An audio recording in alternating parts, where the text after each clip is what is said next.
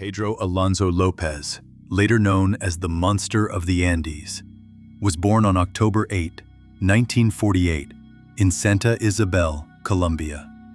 His childhood was marked by poverty, trauma, and neglect. He was the seventh of 13 children, raised by a single mother who struggled to provide stability. His father, a soldier, was killed in a political conflict before Pedro was born, leaving his family in a fragile and volatile state. From an early age, López displayed signs of emotional disturbance. His home life was turbulent. His mother was known to be strict and at times abusive. At the age of 8, after being accused of inappropriate behavior toward one of his siblings, López was expelled from the home. Alone and abandoned, he joined the growing population of homeless children on the streets of Bogotá. Living on the streets exposed him to further trauma. He survived by stealing and begging, blending in with other displaced youth. But life on the streets was brutal, and López was repeatedly victimized. He later cited this period as a defining era that contributed to the formation of his warped worldview and eventual descent into criminality. At 18, López was arrested for car theft and sentenced to 7 years in prison. It was during his incarceration that his behavior became more volatile. He claimed to have been attacked by fellow inmates and responded with violence, allegedly killing several prisoners in retaliation. These claims remain disputed, as official records are sparse. But López's own accounts suggest prison was the turning point that cemented his bitterness and hatred. When López was released in the late 1970s, he did not return to a life of petty theft or disappear quietly. Instead, he embarked on a sinister path that would leave a deep scar on South American history. Over the next several years, a disturbing pattern began to emerge across Colombia, Ecuador, and Peru. Young girls were vanishing without a trace. Authorities in these countries were slow to connect the dots. The victims came from poor families, often living in remote towns with limited law enforcement resources. In many cases, the disappearances were dismissed or went unreported entirely. This lack of infrastructure and public concern allowed a predator like López to operate for years, undetected and unchallenged. As the number of missing children grew, so did whispers of a serial predator. But without solid evidence or coordination between national law enforcement agencies, the scope of the threat remained hidden in the shadows. By the late 1970s, Pedro López was moving frequently between Colombia, Ecuador, and Peru. He often posed as a traveling salesman or a displaced worker to blend into unfamiliar communities. He would approach families in local markets or rural villages, sometimes offering small gifts or promises of work or help. His targets were almost always young girls from disadvantaged backgrounds, those least likely to be reported missing quickly. Despite the growing number of disappearances, López remained unnoticed for years. In part, this was due to the lack of centralized records and cross-border cooperation. The police in each country treated their cases as isolated incidents. Meanwhile, López continued to exploit these gaps in enforcement, maintaining a calm and charming exterior that hid the darkness underneath. In Peru, the situation nearly changed. López was caught attempting to lure a young girl away from a village and was swiftly apprehended by a local indigenous tribe. They reportedly planned to carry out their own form of justice, but a missionary intervened and convinced them to turn López over to the authorities. Shockingly, after a brief detainment, he was deported rather than imprisoned and returned to Colombia. From there, he simply continued on to Ecuador. It was in Ecuador where his actions would finally draw serious attention. A series of disappearances in the city of Ambato began to trouble the community. In 1980, a flash flood unearthed the bodies of several missing girls from a shallow grave, drawing public outcry and prompting a full investigation. That same year, López was caught attempting to abduct a young girl from a market. This time, he was stopped by an observant mother and restrained until police arrived. Under arrest, López initially denied everything, but investigators quickly began to suspect he was connected to a much larger pattern. What they uncovered during his interrogation would shock even seasoned detectives. Facing mounting pressure, López began to confess, not just to one crime, but to hundreds. He calmly recounted details of where he had taken victims, how he avoided suspicion, and the locations of burial sites across Ecuador, Colombia, and Peru. His demeanor was emotionless, as if he were describing routine errands rather than heinous acts.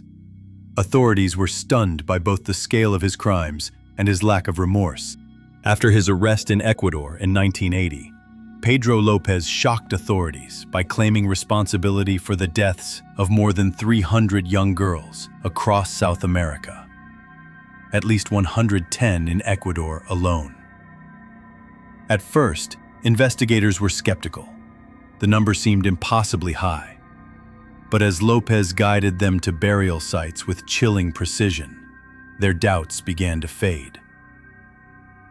He led police to remote areas where human remains were recovered, evidence that began to match open cases of missing children. These discoveries, paired with the consistency of his accounts, gave weight to his confessions.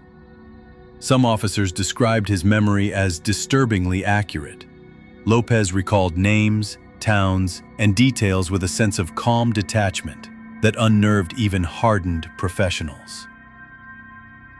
The case sparked a media frenzy across Latin America. Authorities now had a man who was potentially one of the most prolific serial killers in recorded history, yet few outside the region had even heard his name. It raised uncomfortable questions about systemic failures. Why had no one connected these disappearances sooner? How could someone operate on this scale for so long without being stopped? Despite the severity of his crimes, López was not tried for murder in every country where he claimed to have killed. His first and most thorough legal reckoning took place in Ecuador, where he was charged and convicted of multiple murders. The evidence was overwhelming, and his own confessions sealed the verdict. In 1983, Pedro López was sentenced to 16 years in prison, the maximum punishment in Ecuador at the time, even for serial murder.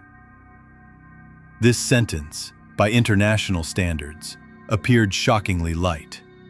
It caused outrage among those following the case, many of whom believed that justice had fallen short. López reportedly lived a relatively quiet life behind bars, often described as cooperative and eerily composed. He would later claim that his actions had been driven by a twisted sense of vengeance and control, though he rarely expressed genuine remorse. Psychiatrists who evaluated him described him as highly manipulative and likely to reoffend if released.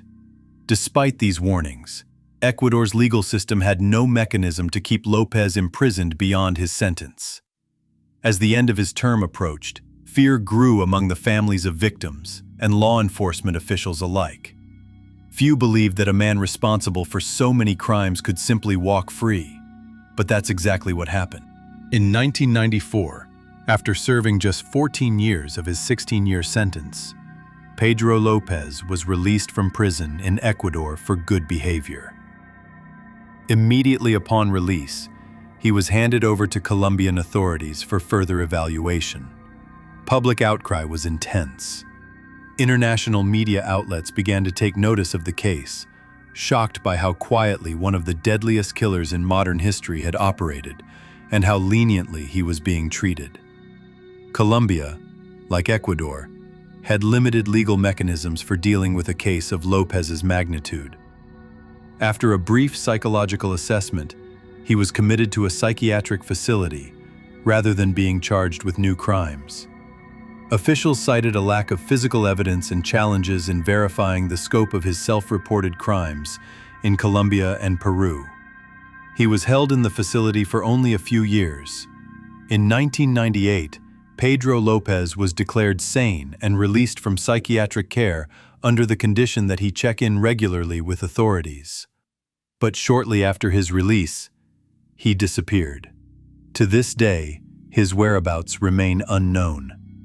Some believe he changed his name and identity, disappearing into the remote areas of Colombia. Others suspect he may have fled to a neighboring country, possibly Peru or Venezuela. The lack of a centralized tracking system in the region at the time allowed him to vanish with disturbing ease. There have been rumors and unconfirmed sightings over the years. One police report from 2002 suggested that he may have committed a murder similar to his past methods, but authorities were never able to locate him.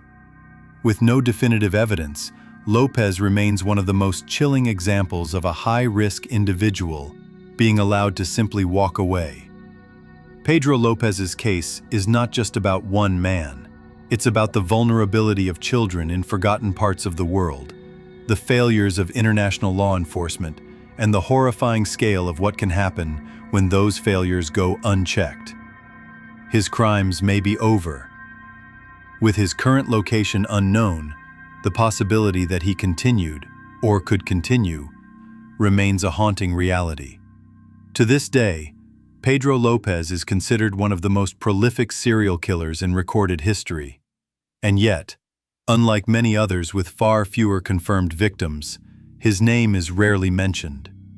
It's a dark reminder that the worst crimes often take place far from the spotlight, and that justice doesn't always prevail. If you found this case unsettling but important, subscribe to Abstract Pulse, where the darkest truths are brought to light.